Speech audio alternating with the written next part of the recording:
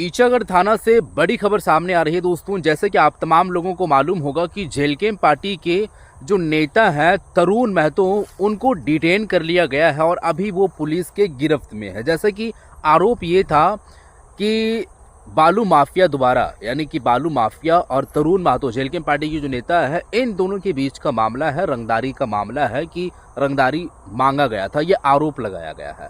हालांकि आरोप लगाया गया है, अभी तक सिद्ध नहीं हुआ है, लेकिन उनको काफ़ी ऐसे टॉर्चर भी किया गया है।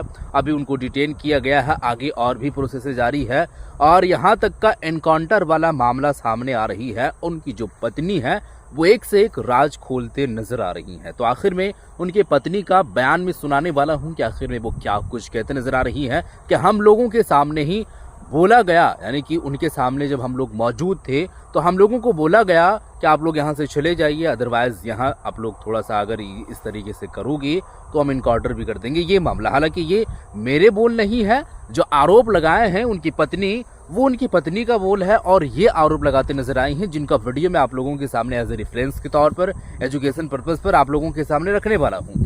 तो देखिए, वीडियो में आप लोगों के सामने प्ले कर रहा हूं कि ईचागढ़ थाना से क्या कुछ खबर सामने आ रही है, वहां के थाना प्रभारी को लेकर क्या कुछ बातें की जा रही है, उनकी पत्नी जो है वो तरुण महतो की क्या कुछ आरोप लगाते नजर आ रही हैं और खुलासा क्या कुछ किए हैं। वीडियो पहले आप देखिए, फिर हम आगे की बातें करेंगे। इस बीच जो है थोड़ा सा आपसे बात करेंगे, क्योंकि तरुण महतो जी की आप धर्मपत्नी हैं, तो उनसे कुछ बातचीत हो पाई है? देखिए, जब हम सुबह को गए तो वो तो बात करने का हालत में नहीं थे। फिर उनके बाद उनको गाड़ी में बिठा के हम लोगों को तो वहाँ से निकाल दिया कि बोले कि इन लोगों को कौन घुसने दिया यहाँ। निकाल के गेट गेट में दोनों गेट में ताला बंद कर दिए। हम लोग बाहर में थे तो उनको गाड़ी में बिठा के ले जा रहे थे। जब हम लोग रोके तो उनको धमकी देने लग गए कि उन लोगों को हटने बोलिए, नहीं तो आपका एनकाउंटर कर देंगे। तो ये कहाँ का कानून है? ये प्रशासन है कि गुंडा है? एक तो पूरा रात भर टॉर्चर किए हैं, उसके बाद सुबह को कहीं ले जा रहे थे, फिर नहीं हम लोग हटे तो उनको एनकाउंटर कर देंगे। जब फिर बाद में 1-2 घंटा बाद हम घुसे थे तो उनसे बात हो गया, तो मेरे को बोल रहे कि आप लोग हट जाइए, नहीं तो इन लोग मेरे को मार देगा। अभी गाड़ी में जा रहे थे तो वही जज से बात किए कि हमको इन लोगों का गाड़ी में नहीं जाना है, नहीं तो रास्ते में ही एनकाउंटर कर देगा। तो सोचिए उन लोगों को कितना टॉर्चर किया है उनको, और क्या क्या धमकी मिला है, और इतना गाली गलौज किया है ना, माँ बहन किसी को नहीं छोड़े हैं। अभी आप लोग क्या करेंगे? मतलब अगला जो है, अब जैसे उनको भेज दिया गया कोर्ट, आप लोग थाना प्रभारी के ऊपर केस करेंगे या फिर क्या एक्शन लेंगे आगे, क्या कुछ करेंगे?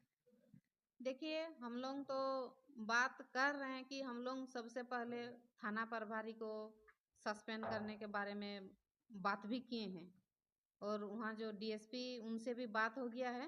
केस तो करेंगे, क्योंकि इन लोग झूठों का केस केस चढ़ा के हम लोग को झूठों का मारपीट किए हैं हम लोग से।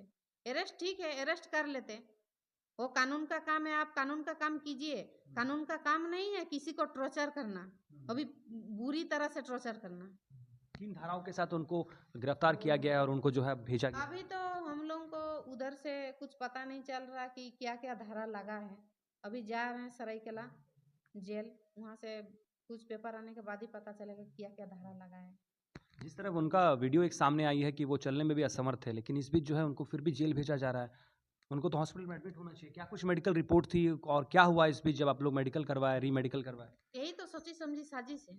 वो आप लोग भी देखिए, ये लोग क्या कर रहा है, प्रशासन क्या कर रहा है और बालू माफिया लोग क्या कर रहे हैं। वो चल भी नहीं पा रहे हैं, उनका हालत इतना खराब है, फिर भी यहाँ चांडिल सदर हॉस्पिटल में हम इलाज कराने के लिए लाए तो वहाँ फिट लिख दिए। वो पूरा अनफिट है लेकिन फिट लिख दिए हैं। फिर जज से बात करके उनको फिर से ट्रीटमेंट करवाए। अभी जा रहे हैं हम लोग लेके उनको, तो चले गए यहाँ जेल, वहाँ से बातचीत करके बोले हैं कि एमजीएम में ट्रीटमेंट कराएंगे उनका। तो देखते हैं, अगर ऐसा कुछ नहीं होता तो फिर अगला कदम हम लोग का क्या होगा, बात सबसे बात करने के बाद ही हम लोग बता पाएंगे। पार्टी के सुप्रीमो से आप लोग की बातचीत हुई, उनकी तरफ से क्या कुछ कहना है? उन्होंने देखिए कुछ जो है प्रशासन से बातचीत की, क्या कुछ हुआ इस मामला को लेकर? क्योंकि ये आरोप पहली बार नहीं लगा है, इससे पहले भी आप लोग के सदस्यों के साथ ये आरोप लगता रहा है। चाहे वो रिजवान अंसारी, वो फिलहाल वो जेएमएम में है, लेकिन उनके ऊपर भी आरोप था कि वो बालू के ऊपर जो है उनका भी नज़र था, वो वसूली करते थे। तो ये बार-बार ये आरोपें जो है लगती रही है आप लोग को पार्टी को। देखिए, सबसे पहले तो बोलेंगे कि सभी पार्टी का या जितने भी जो भी लोग हैं हम लोग का अपोजिट पार्टी लोग है, सबका टारगेट है कि जेल कैंप के ऊपर टारगेट है। हम लोग कुछ भी करने जाएंगे तो उन लोगों को गलत ही लगता है। तो ये जो उन लोग आरोप लगाए हैं तो ये सरासर गलत है, हम तो नहीं मानेंगे। आज अगर तरुण महतो का कुछ कुछ चीज की कमी नहीं है हम लोग का, ना पैसा की कुछ भी चीज का कमी नहीं है। अगर हम लोग ऐसे अनलीगल तरीके से हम लोग धंधा करते या अनलीगल तरीके से हम लोग को उन लोग से पैसा ही वसूली करना था तो हम लोग वहाँ बालू घाट में काहे जाते? बालू घाट क्यों जाते? हम लोग को तो पैसा से मतलब है ना। हम लोग पैसा नहीं कमा सकते थे उन लोग से? क्यों जाते बालू घाट? पब्लिक के साथ क्यों खड़े रहते हम लोग उतना रात को? और जेल कैंप को किसी जेल कैंप परिवार को जेल कैंप परिवार जितने भी सदस्य आप किसी को भी कोई भी मुसीबत में चाहे रात 12 बज रहा 1 बज रहा आप मत सोचिए कि अभी कॉल उठाएंगे कि नहीं उठाएंगे कि उन लोग आएंगे कि नहीं, मत सोचिए। बेझिझक कॉल कीजिए, हम लोग वहाँ मौजूद हो जाएंगे तुरंत, किसी का भी कोई भी मुसीबत है। तो इस बीच तमाम सवाल जो थे सभी के मन में ये सवाल चल रहा था कि तरुण महतो वहाँ क्यों गए थे और 2 गाड़ियों में क्यों गए थे, दलबल के साथ क्यों गए थे। तो तमाम चीज़ों की जो है जानकारी मिली और लगभग जो है क्लियर होते जा रहा है ये जो मामला है। फिलहाल जो प्रशासन की ओर से जो है कोई बात सामने नहीं आया, उनका क्या पक्ष है, क्या कुछ है। इस बीच हम लोग थाना प्रभारी से भी बात करने का प्रयास किया, लेकिन असमर्थ हुए, इस कनेक्शन नहीं हो पाया, बातचीत नहीं हो पाया। फिलहाल जो है बहुत बड़ा आरोप लगा है, लगातार ईचागढ़ थाना प्रभारी पर ऊपर जो है ये आरोप लगते रहे हैं और इस बीच जो है इस बार ये मामला थोड़ा सा गंभीर है और बड़ा भी है। इस बीच क्या होता है, एसपी क्या एक्शन लेते हैं, ये देखने वाला बात होगा और साथ ही जो है जांच में क्या चीज़ें सामने आती हैं। जो तमाम आप लोग नाम ले रहे हैं, माफियाओं का नाम जो ले रहे हैं, उनके ऊपर कार्रवाई नहीं हो रही, कौन है वे लोग, थोड़ा बहुत बता सकते हैं? देखिए इसका जांच तो पुलिस प्रशासन करे ना, क्योंकि जब थाना में आके 3rd डिग्री टॉर्चर में जब बालू माफिया शामिल हो रहे हैं तो इसका मतलब सारा पुलिस के पास सारा जानकारी है। अगर ईचागढ़ थाना का थाना प्रभारी का अगर मोबाइल का CDR जांच करने से सारा दूध का दूध पानी का पानी सारा चीज हो जाएगा। सारा चीज अगर वास्तविकता अगर प्रशासन कार्रवाई करे तो तुरंत हो सकता है, लेकिन अगर नहीं करे तो लिपापति हो सकता है, क्योंकि सब जानता है कि ईचागढ़ थाना प्रभारी या कौन अवैध मात्रा में बालू का ढुलाई करता है, सारा जानकारी रहता है। तब ना अपना मुंशी को लेके वहाँ एक बंदा को छोड़ के आते हैं कि आप गिनती करिए कि कितना पर डे कितना जा रहा है।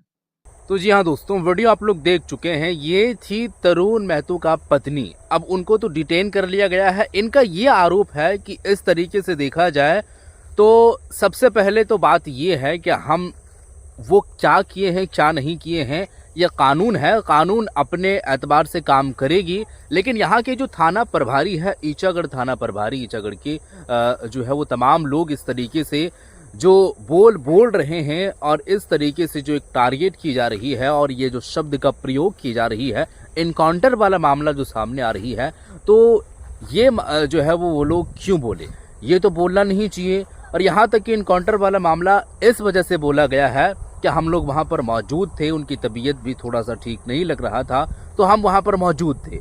अब जब हम वहाँ पर वो मौजूद थे तो पुलिस लोगों का ये कहना था, पुलिस प्रशासन का, कि आप लोग यहाँ से चले जाइए, अदरवाइज अगर आप लोग थोड़ा सा दिक्कत करोगे तो ये वाला मामला जो है वो सामने आ रहा है, जो अभी इस वक्त सुर्खियां बटोर रही है, सोशल मीडिया पर चल रही है। अब देखिए सीधे तौर पर ये बातें जो है वो एक तरीके से कह पाना कि वो क्या थे क्या नहीं थे, उनको लेकर के क्या कुछ की जा रही है, मतलब अपने एतबार से लोग तो ये बात को सोच रहे हैं, लेकिन कई ऐसे लोग हैं जिनके ऊपर में ये बात की जा रही है, ये सवाल खड़ा कर रहे हैं कि जेल कैंप पार्टी को लेकर के ही ऐसा बात क्यों सामने आ रही है। सबसे पहली बात है,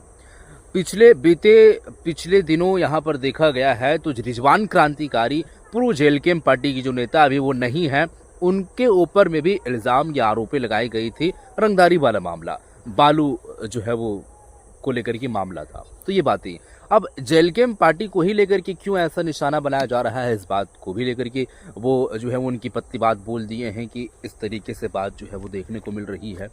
अब देखिए क्या कुछ है क्या कुछ नहीं है, कानून है, अपने एतबार से अगर जांच करेगी तो जो कुछ रिपोर्टें सामने आएगी, जो बातें सामने आएगी, उस चीज़ को लेकर के लोग जान पाएंगे। और ये मेरे ख्याल से एक तरीके से अच्छा डिसीज़न होगा कि कानून अपने एतबार से काम करेगी और फिर जो रिज़ल्ट आएगी सामने, जो फैसला आएगी, उसको तमाम लोग जो है वो तमाम लोगों को फॉलो करना पड़ेगा और मानना पड़ेगा। आगे जो कुछ भी होगा हम आप लोगों के सामने दिखाने की कोशिश करेंगे। इस वीडियो को शेयर कर दीजिएगा। मिलते हैं एक और नई वीडियो के साथ, तब तक के लिए खुदा हाफिज़।